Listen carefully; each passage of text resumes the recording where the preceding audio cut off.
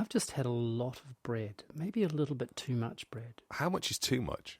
Well, you know those people that say that they, have some...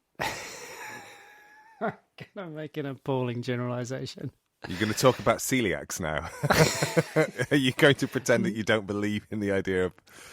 No, I'm not. But there's nothing to believe or not believe. But yeah, it's those, the glutenistas. I always have that slight tendency to think, I think I've got a problem with gluten after I've eaten 2 pizzas. I think it is. I think you're just spelling gluten wrong. It's Glutton. That was very good. Thanks. I just made that one up. I didn't quite pick up the spelling, but then I just guessed. I inferred. I interpolated. Yeah, so I think I might have had because I don't have things on it except butter, and then I put a little bit of salt. Oh, because you have unsalted butter, or because you are... Correct. Okay, just checking that you weren't... Trying to harden my arteries. I thought you were worried about cramp. Yes, of all the things in my life to worry about, cramp is definitely top 5. Yeah, for sure. It's a future episode. Could be top 5 things that you worry about. We are doing a little wraparound of the part 2 of a conversation we had last week that was revivifying a conversation we had the week before. So we are like in multiple parentheses in this conversation now, aren't we? So yeah, we are actually referring to, there's an episode of Midlifing called Trying to Get Back to Normal, which was episode 57. And in that episode, Lee and I had a fight, which was cut out. So it doesn't actually exist in episode 57. And then last week, we had an entire conversation, which has been split in 2, where we tried to reconstruct, at least begin to reconstruct that conversation. So last week's episode, is that right? Jesus. Yeah, exactly. So 58, episode 58, part 1, mm-hmm. Seems, Madam Naders, I Know Not Seems, is the first part of a conversation. The second part has already been recorded, but today what we're doing is tell our faithful and unfaithful listeners. It's a little wraparound because there's a couple of things that there were things that I heard that we didn't quite finish, and I just wanted to maybe ask directly some questions. Anyway, have you done preparation? No, I listened to the edit, same as you did. That's as much as it was. Okay. So, ULs and FLs, you're going to listen to the second half of the conversation that we had last week, and it will come after the music, which will be right now. Before I hit play on the music, which is not really how it works because I'm just going to do this all in post. But I can't believe I just said that. Use the word in post. I know, what a dingle. Anyway. No, it's just like, it's because you've been doing this over a year now. You're an experienced sound editor. Anybody who is an actual sound editor, please don't give me feedback. Remember, go back to the first episodes. I'm not interested in your feedback. Before I play the music for you, I just want to say trigger warnings.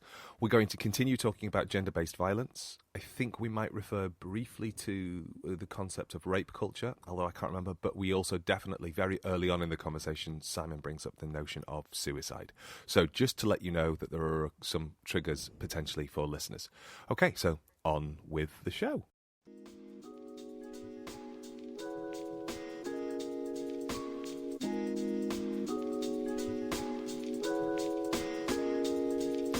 This is a podcast in which two friends have serious conversations about silly things and silly conversations about serious things.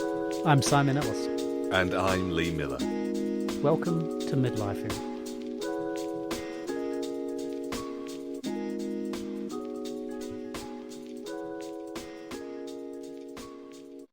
I don't know how it would be, let's say, acted upon. Yeah.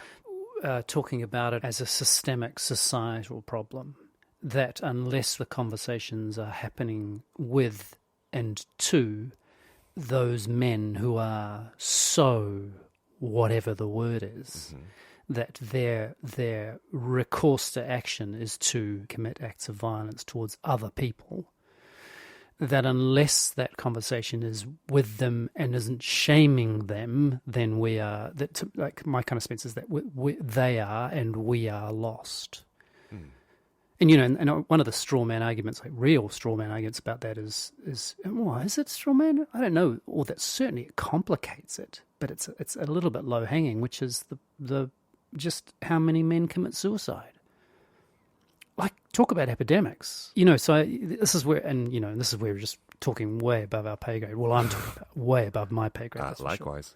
So what are you asking me, Simon? Because I feel like there's an implicit question that I've not been able to quite pull out yet for myself. Oh, I guess maybe, I don't know, except as maybe it's how are you feeling about last week's conversation now, given this very long précis which turned into an actual conversation. Because there's nothing to settle.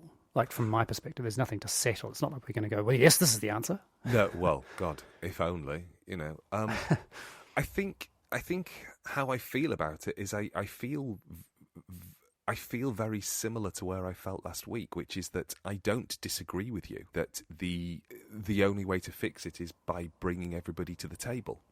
God, it sounds trite when you say it like that, though, I have to say.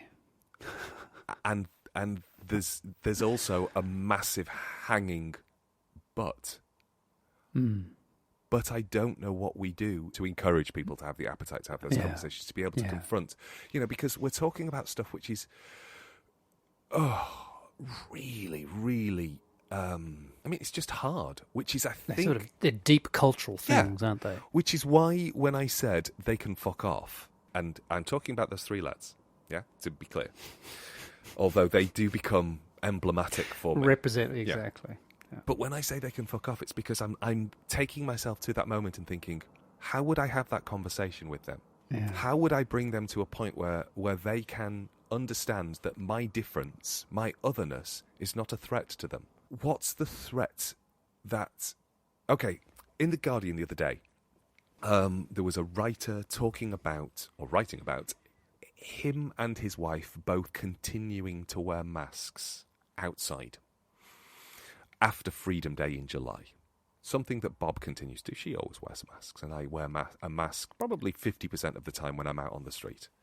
So outside, not just in shops. Just inside shops. Yeah. Which has never been mandated in this country. No, not at all. One of the things that she has often talked about is, in our small town, being approached by people who say, you can take that off now. Take that off. You don't have to wear that. That's no longer necessary. We are safe now. And this guy who was writing in The Guardian said, was reflecting on the same experience. He and his wife wear masks. When they are out together, nobody bothers them. When he is out, nobody bothers him. But his wife is constantly harangued. And so this goes back to that idea of what is it that allows them to be seen to be more visible and more able to be approached? What is it that makes somebody want to intervene into the life of somebody who's walking around merrily minding their own business with a mask on? To express themselves in that way. Mm-hmm. Yeah. You must stop that because it makes them feel uncomfortable. Okay. So how is it different from me in a conversation the other day with someone who I talk with often, who I found out hasn't been vaccinated and is travelling a lot?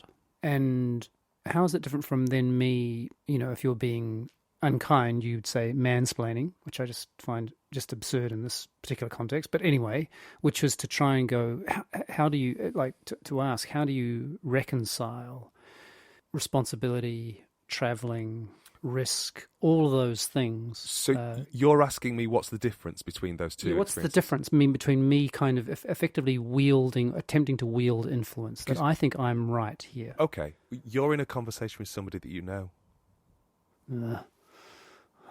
You're in a dialogue with somebody that you know, and therefore you will have had conversations that are about opinions. Yeah, but then if we I was wielding power over cut straight back to domestic violence. It's almost always people you know. Okay, I'm going to park that for a second. Because I think that crosses the beams in a way that we need to. It's true. We need to untangle that a little bit. But last week I was wielding power over you. You were wielding power over me. We were in an argument. Yeah, we didn't agree with one another. We were both trying to win. We were pushing buttons. We scored some cheap and lazy points against one another. We sure did. Oh, I'm so sorry. And so am I. But you know what? Let's not worry about that because we still love each other. We're still friends. It's all fine. But you took a hit though. Yeah, it was.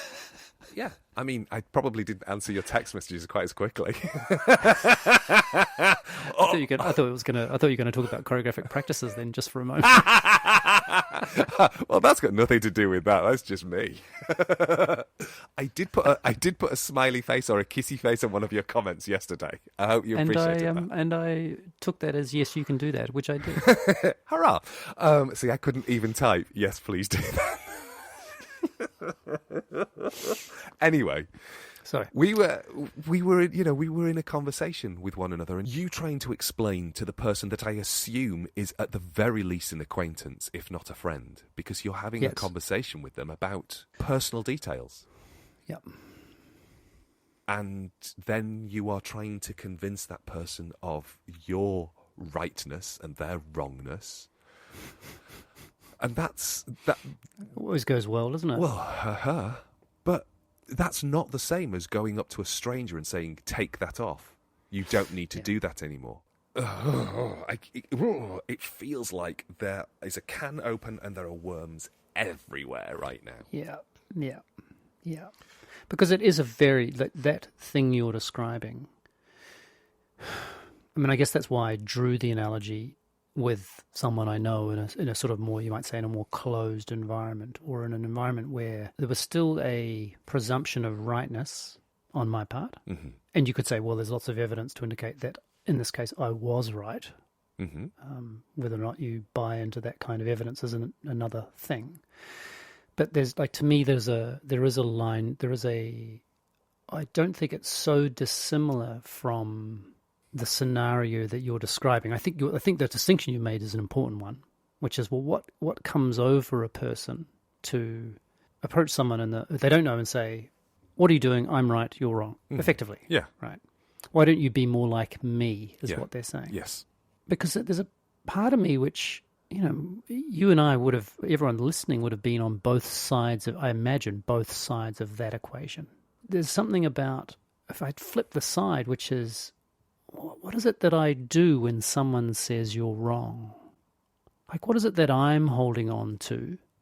Again, I'm not saying that should happen, but in that circumstance, what is it that I'm hanging on to, which is to say, how dare you say that? And I know that's not the same conversation, but it's I'm trying to, oh, God, I don't know what I'm trying to do, Lee. I don't even know if it made sense. So Bob's walking down the street. Yeah. She hasn't been wearing a mask, and someone comes. She's not wearing a mask. Yeah, and somebody comes up to her and says, "Wear a mask." Wear a mask. Yeah, so the response there is quite legitimate. The response that Bob would make or could make in that moment is to say, "Masks outside have not been mandated. I don't need to. I will wear one when I go inside of a shop. Thank you." Yeah. So the question you're making, effectively, it's like a legal argument you're making. I'm saying that if somebody wants to, okay. We have laws against dogs shitting on the floor and it being left by their owners, right? Yeah, we do, don't we? So I can say bylaws, bylaws, not laws, bylaws. Sorry, I don't know. I never quite know what a bylaw is, but anyway, I just like the term. You can get fined. Okay. Oh, yeah, okay. So if I see somebody who is not picking up their dog shit, I will do the very passive aggressive. Do you need a bag?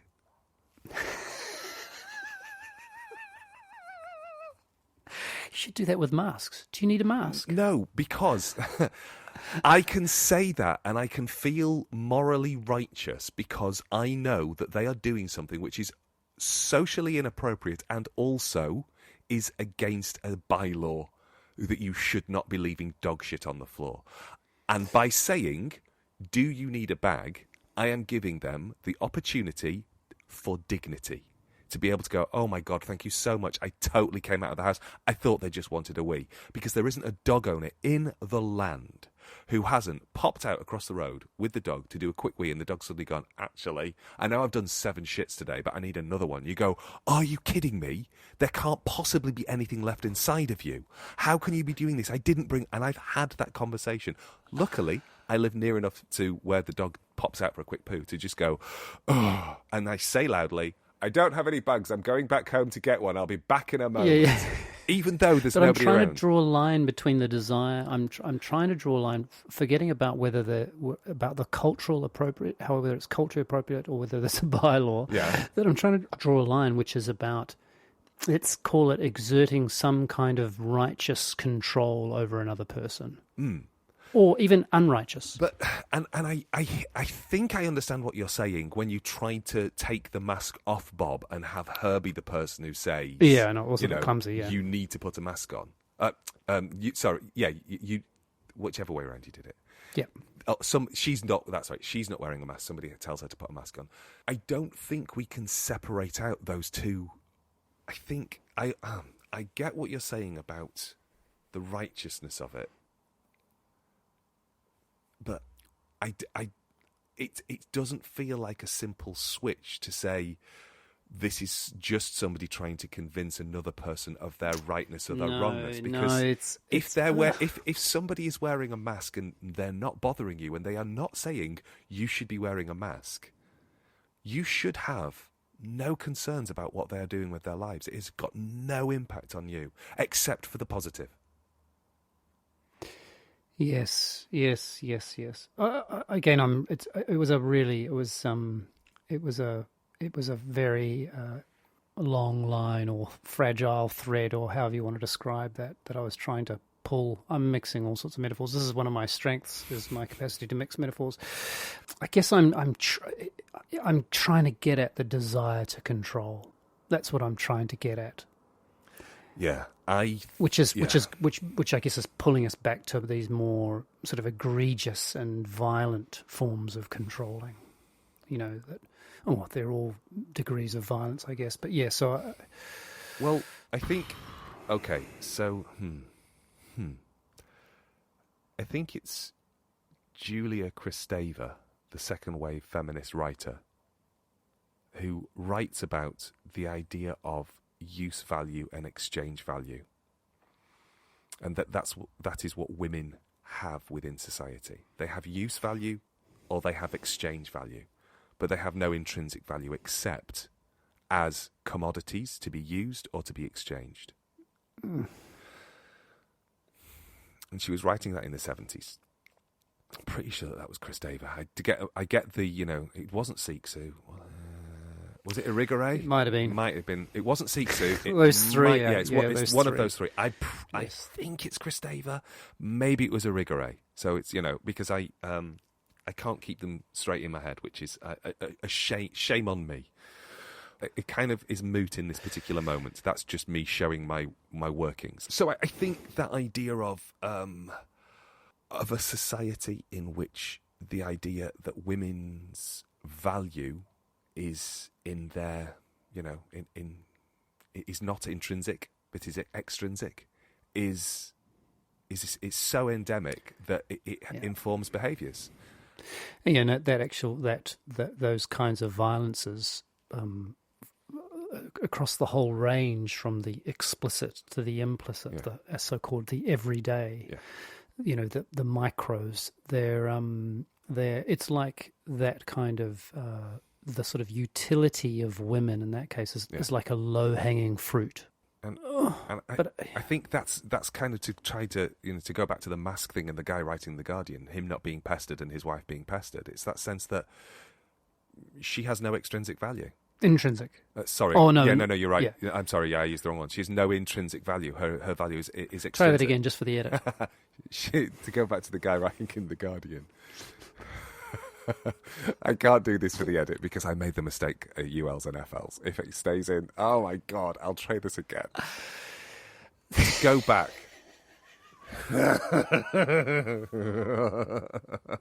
And 3, 2, I really hope you keep this all in. Yeah, I probably will. Oh, but so she's got no intrinsic value. That's why it's possible to just go up to her and go, "Oi, why are you wearing a mask?" Yeah. Whereas they don't do that to the fella, because the fella, obviously, he has agency. Yeah, but there's also an aspect of biology in relation to strength there as well, isn't there? But the risk is surely the risk is higher for a man to approach a man than it is to approach a woman. I would say Physical risk. It entirely depends on which man you're approaching, doesn't it? Because Well, let's I'm making it. Yep, sure. we go back He to might be a very we go back to those three lads. They were clearly picking on the little fat guy because he low was risk. Yeah, low risk. I occupy a different physical position in the world, because of growth and because of just stuff that happened. So sure. I would become a less easy target now at 6'2".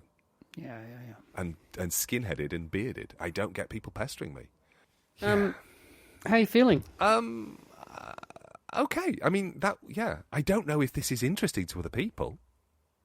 Oh, I think it is. Okay. I think I'm really glad that we had this conversation a second time with you having had a little bit of sleep and me being in intense physical... Well, I was going to say in intense physical pain.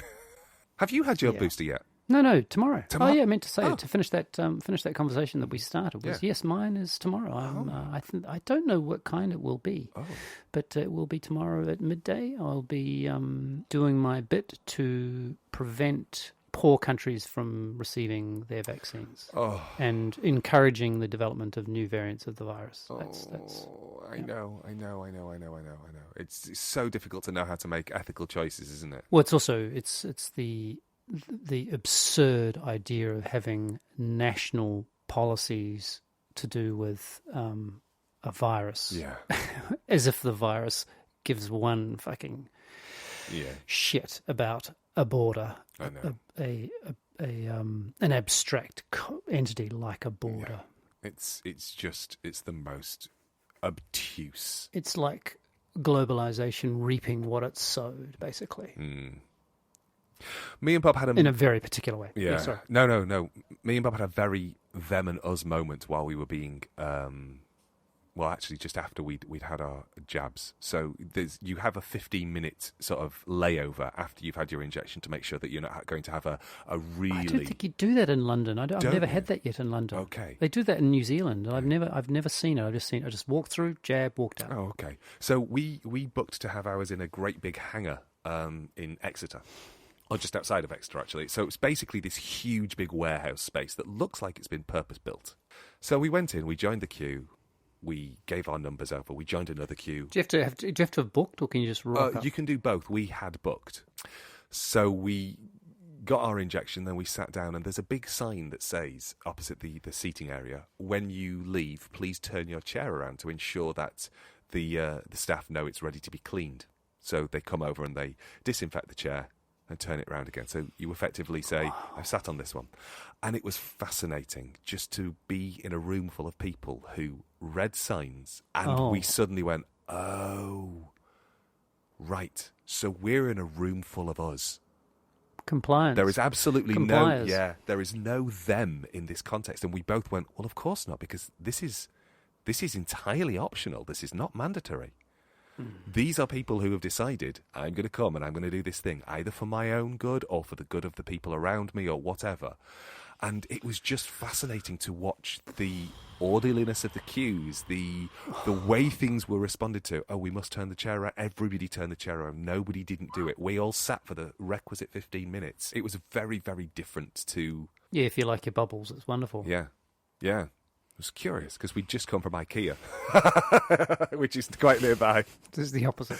Totally the opposite, where people are like, on the day of mask mandates being put back in place inside buildings, people walking around with their chins up in the air and lack of masks just sort of, go on, I challenge you to say something to me. I dare you. And just kind of going, I'm not going to. I've got my mask on. You do you, kiddo. You do you.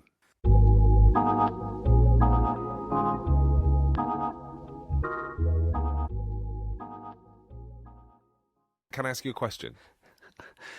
Well, you can. Thanks. And the question is there anything from listening to the edit that for you felt left either unresolved or uninterrogated? So one question I had is how much was that edited? Quite a bit. Oh, wow. Okay. Because every week I what I'm trying to do with the edit, Simon, is follow. And I know this might be difficult for anybody listening to believe this, but it's to try to follow a theme. So if you think that our conversations are chaotic, they're more chaotic than you actually realize. Try listening to the unedited versions, because what happens is we will pick something up and then we will go off on not just one but multiple tangents. So there will be brackets in brackets in brackets in brackets. But then we usually find our way back to something, and often I will try to sort of just tie those ideas together. So the thing that was sharpest for me as I listened, I mean, the thing that jumped out for me was a kind of fuck, Lee, this is really difficult. So I heard you describing kind of what I thought of as being legal things, that something, whether it's mandated or not, in relation to masks. And I was trying, I guess I kept trying, or maybe I didn't try hard enough, the thing that interests me most is actually not the gendered aspect of this. It's not that it doesn't interest me or that isn't important, but that is human beings. We exert our will over other human beings all of the time. You might say at its most benign, it's kind of like power games. Any scenario in which I'm basically saying, I want to do this irrespective of what you want. It's something about me, not necessarily about the person I'm wanting to exert that power or control over. That is, in this case, it doesn't matter what you were dressed like or how I perceived you. It's my response as a bully in that situation. This is referring to these three muscled people at your school. Is something about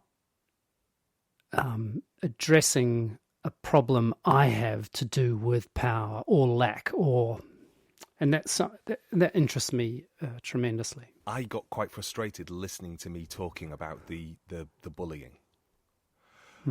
For one, I think calling it bullying just feels like it elevates it beyond what was necessary. It feels like it gives it more import. You felt super vulnerable though, and it really cut to you. Yeah. So let's not. I wouldn't underestimate that. No, I know, but I also have to. I know the narrative of my life, and it's this is a relatively short period. I was really happy at school.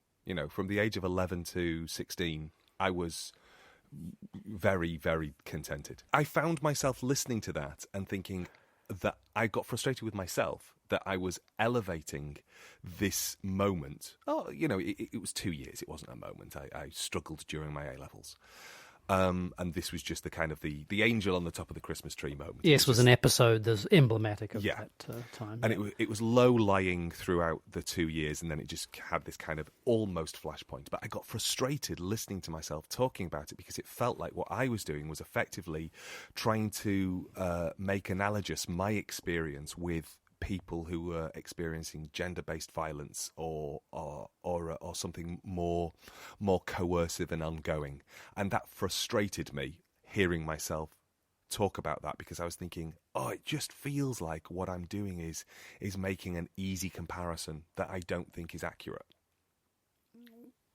Well, I don't think it's easy. The question of its accuracy is they're two different things, because I think that, I do think that we that's what all we have is our experiences in a way, and certainly in conversations like this is what we do.